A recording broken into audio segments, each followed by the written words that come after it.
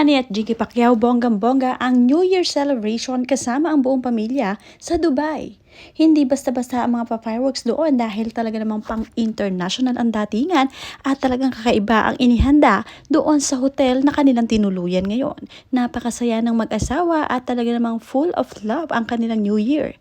Panoorin at kung hindi pa nakasubscribe, don't forget to click subscribe and hit the notification bell to keep you updated.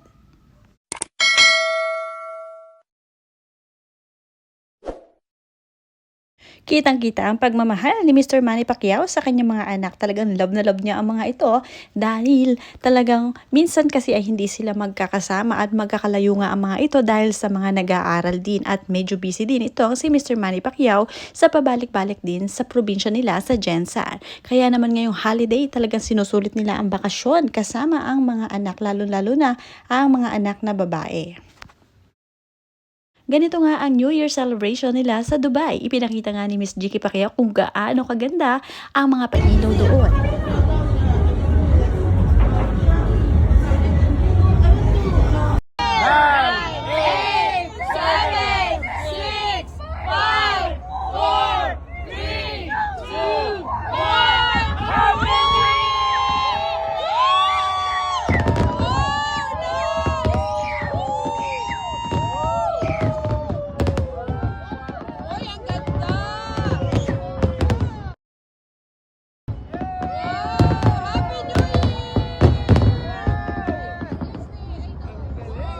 Galing talaga, super nice.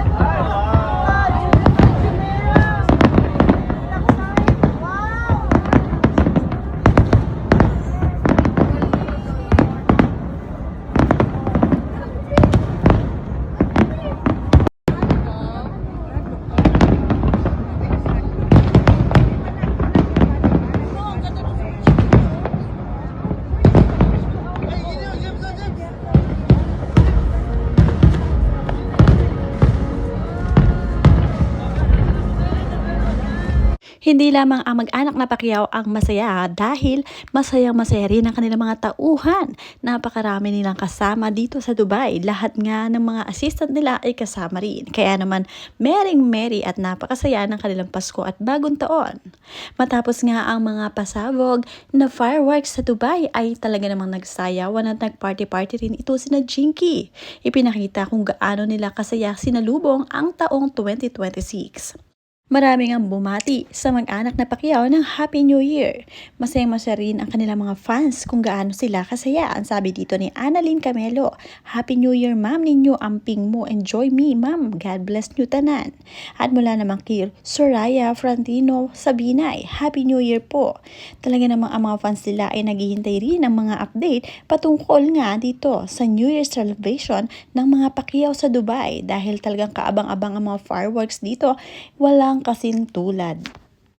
Sabi nga ni Miss Jinky Pacquiao mula sa Dubai, the best is yet to come.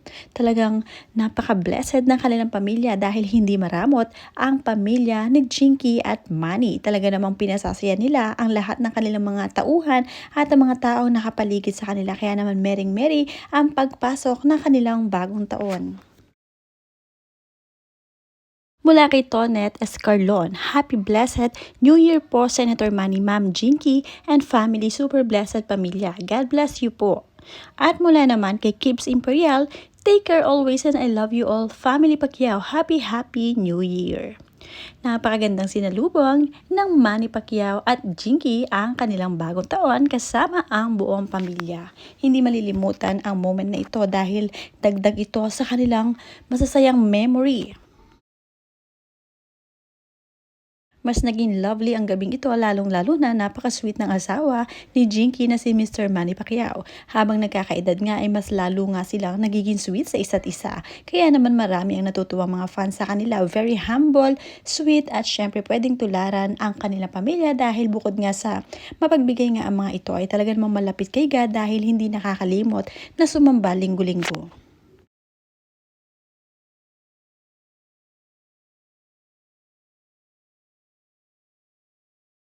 Kung mapapansin naman ay simple din ang mga anak ni Mr. Manny at Jinky Pacquiao, hindi maluluho ang mga ito. Kaya naman hindi nahihirapan sina Mr. Manny at Jinky na sila ay palakihin at syempre hayaan na maging independent. Mula naman kay Arlene Isig, wow, very nice all family. Happy New Year, all family Pacquiao. God bless all family. Mula yan sa kanilang tagahanga na si Arlene Bagaan. At mula naman kay Luz Biminda Chavez, such a perfect family. Happy New Year, Mom and Sir. At mula naman kay Jen Mark Aklan, Happy New Year, Sir Manu Manny. Family, God bless you always. Kahit na mayaman ang kanilang pamilya, nananatiling mga simple pa rin ang mga anak nilang babae basta ang mahalaga ay close sila sa isa't isa at masaya silang magkakasama.